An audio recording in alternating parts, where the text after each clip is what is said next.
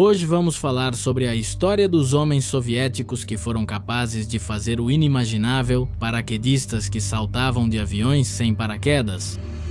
Sua façanha é tão grandiosa que hoje é lembrada no mundo todo e é uma história extremamente mitificada, de tão fantástica que parece.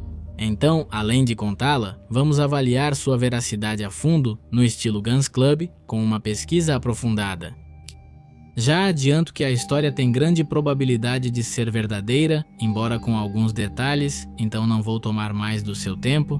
Fique à vontade, prepare-se para uma história interessante e, claro, seja bem-vindo ao Guns Club. Ser paraquedista é provavelmente o trabalho mais difícil da guerra. Ir a centenas de quilômetros por hora e depois saltar no vazio bem no território inimigo é algo extremamente incrível que só os mais corajosos são capazes de fazer. Mas entre todos os paraquedistas da história, os soviéticos provavelmente foram os mais impressionantes. Na verdade, eles foram os primeiros a criar unidades aerotransportadas militares em 1930. Os paraquedistas, durante as etapas anteriores e o início da Segunda Guerra Mundial, eram lançados de bombardeiros TB-3, estes por não terem grandes portas para permitir a saída dos paraquedistas.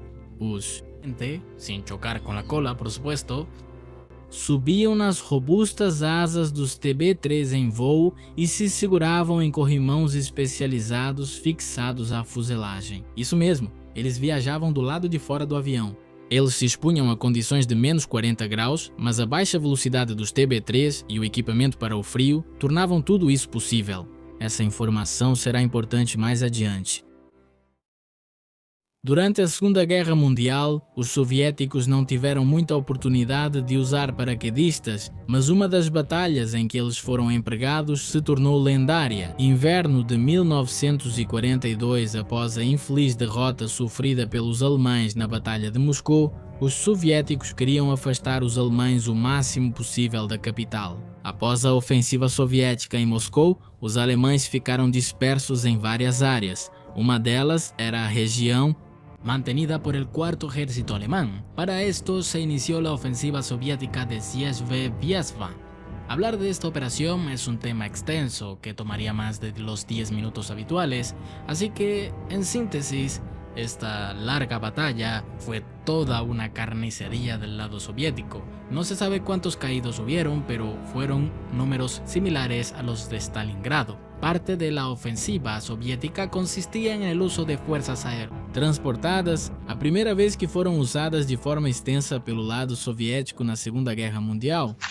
Essas tropas foram posicionadas a oeste de Vyazma para destruir qualquer via logística ou de comunicação que abastecesse o Quarto Exército. O inimigo continua lançando tropas aerotransportadas a oeste de Vyazma. A estrada e a ferrovia Smolensk-Vyazma ainda não foram liberadas do inimigo. A situação para o Quarto Exército é muito grave, refletiu o general Franz Halder sobre a situação no campo de batalha naquele momento. Essas operações aerotransportadas foram muito peculiares. Quando a Alemanha atacou a União Soviética, destruiu tantos aeródromos quanto pôde, destruindo grande parte dos bombardeiros e aviões de paraquedistas. Por isso, para muitas dessas operações, foram usados os lentos TB-3. Isso fez com que a mortalidade das missões fosse muito alta e a precisão muito baixa. Em determinado momento, foi necessário um ataque à infraestrutura logística mais ao sul, em Yelnya. Esse ataque precisava ser muito preciso e rápido, já que as defesas eram muito fortes e não havia tempo para se reagrupar. Não havia outra opção além de um lançamento preciso de paraquedistas, então, para tornar isso possível, foi usada uma abordagem muito original. Os TB-3 entrariam em território inimigo a uma altura normal e, ao se aproximarem do alvo, desceriam drasticamente para 15 metros de altura, quase tocando o chão e as árvores. Buscava-se que a zona de lançamento fosse um campo livre e plano, os quais, devido ao intenso inverno, estavam cobertos de neve. Os TB-3 aviões particularmente lentos voariam a 50 km por hora o mais baixo possível no momento em que os soldados saltariam para o solo sem paraquedas. Graças às grandes camadas de neve ao redor, a queda dos paraquedistas foi amortecida e eles puderam entrar em combate imediatamente. Assim lembra o tenente alemão Ivan von Huber, que em seu livro Atenção Paraquedistas expressou: "Faltam-me palavras para expressar minha admiração por esses homens." Foi um método de lançamento aéreo genuinamente russo, sem paralelo no mundo. Bombardeiros que voavam lentamente descendiam sobre nevados a baixa altitude, e os paraquedistas saltavam na neve sem paraquedas e depois entravam imediatamente em combate. Apesar da situação trágica em que nossas tropas se encontravam, não pude deixar de admirar sua coragem e ousadia, que lembravam vividamente o tradicional passatempo russo de andar de troika. Durante as ofensivas em Siesbierbiasma, os ousados grupos aerotransportados soviéticos conseguiram atrair várias divisões alemãs para a retaguarda, tornando possível o sucesso na linha de frente para as tropas terrestres e, ao final, o colapso do Quarto Exército na região. Essa história que acabei de contar para vocês não é uma lenda, é uma história bastante popular nas ex-repúblicas soviéticas. É como aquela típica história que você conta para a família. E embora geralmente seja debatida, é considerada verdadeira, já que os artigos de revistas e historiadores da internet se baseiam nas memórias que o general Akhmar Vongov escreveu em seu livro. Determinar a veracidade dessa história é simples, eu simplesmente li o livro. E é bom, eu recomendo bastante, embora seja um pouco denso, é bastante informativo. E de fato, na página 157 aparece a citação, não é tão elogiosa aos soviéticos como aparece nos artigos russos. Gub apenas narrou o que viu. Paraquedistas soviéticos saltando sem paraquedas. Então sim, há uma testemunha de peso, então a história deveria ser real, não é? Pois essas histórias de façanha foram investigadas durante todo o século XX. É uma história bastante popular, e um paraquedista, o coronel Ivan Starczak, escreveu sobre ela em suas memórias e, segundo os historiadores, comprovou que é totalmente falsa. Em seu livro, ele escreveu que era verdade que faziam saltos a alturas realmente baixas, a cerca de 100 metros, e que talvez por isso os alemães pensaram que os paraquedistas saltavam sem paraquedas. Além de usarem paraquedas brancos que podiam ser confundidos com as nuvens, criando uma ilusão de ótica vista do chão.